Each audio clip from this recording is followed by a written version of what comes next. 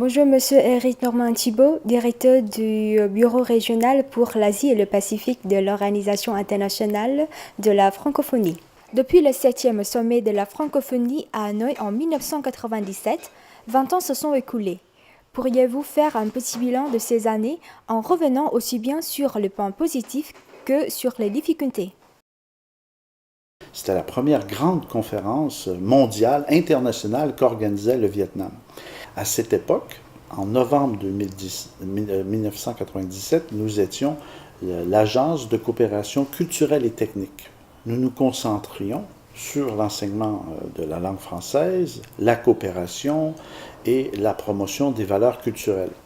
Et c'est lors du sommet qui s'est tenu à Hanoï que deux nouvelles missions se sont élargies, celle au niveau économique et celle également au niveau de la diplomatie, de la politique.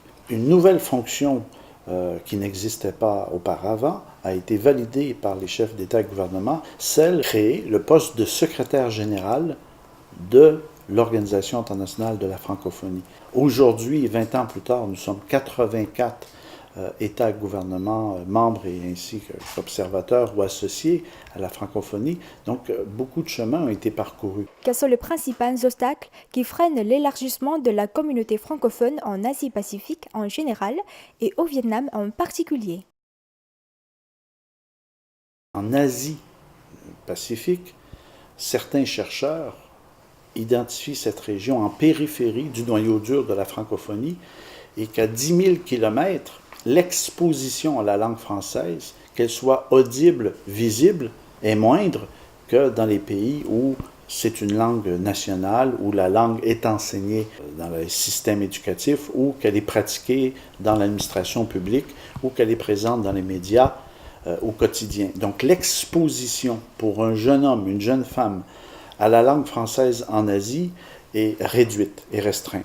Également, parmi les difficultés rencontrées, l'Organisation internationale de la francophonie est fortement teintée d'une agence intergouvernementale, ce qui veut dire qu'une grande partie de nos actions, de nos interventions, des séminaires que nous organisons avec les ministères concernés, dans le cadre de colloques ou de symposiums que nous co-organisons, appuyons ou soutenons, nous le faisons avec les ministères de l'Éducation, les ministères de la Culture, le ministère des Affaires étrangères, les agences nationales spécialisées dans le domaine, que ce soit la jeunesse, les sports ou la culture.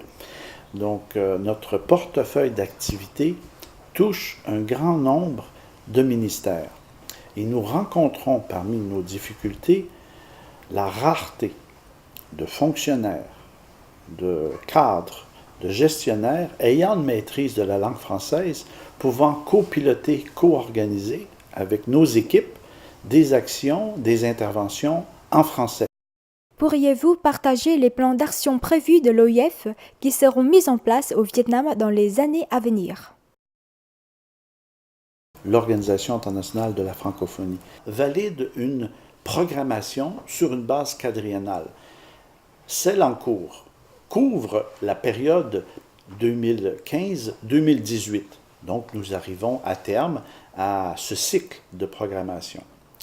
Et justement, le 22 novembre, à partir de mon bureau, j'interviendrai en visioconférence à la demande de la Commission de la coopération et de la programmation pour présenter les grandes lignes du plan d'action à rayonnement régional de notre bureau pour la région d'Asie-Pacifique.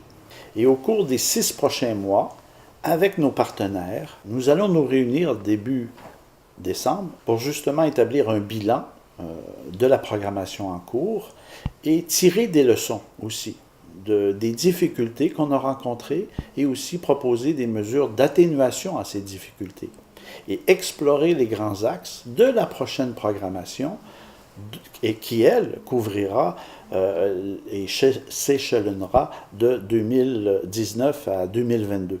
Et cette prochaine programmation se va valider par les chefs d'État et de gouvernement lors du prochain sommet qui se tient en octobre 2018 en Arménie.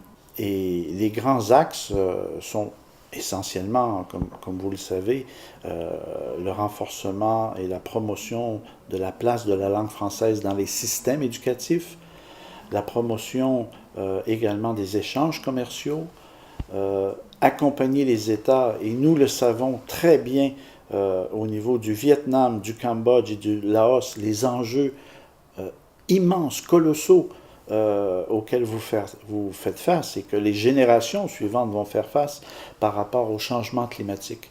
Donc les enjeux du développement durable sont au cœur de nos discussions, de nos échanges. Également, les actions que nous portons et qui rayonnent ici au Vietnam à l'égard de la promotion à la diversité culturelle, encourager les jeunes à parler au moins 2 langues étrangères, sinon 3, mais tant mieux si le courrier du Vietnam aussi poursuit, comme vous le faites, le rayonnement de la langue française, mais aussi intéresser d'autres personnes qui ne parlent pas la langue française, mais qui sont francophiles. Et on le voit bien avec TV5 Monde aussi, où des émissions en français sont sous-titrées en langue vietnamienne. Et la langue vietnamienne fait partie des 11 langues sous-titrées par TV5 qui diffusent dans 192 pays dans le monde. Merci beaucoup, monsieur le directeur, pour avoir participé à notre interview et à l'occasion de la 20e année de la présence de l'OIF en Asie-Pacifique, je vous souhaite une très très bonne continuation.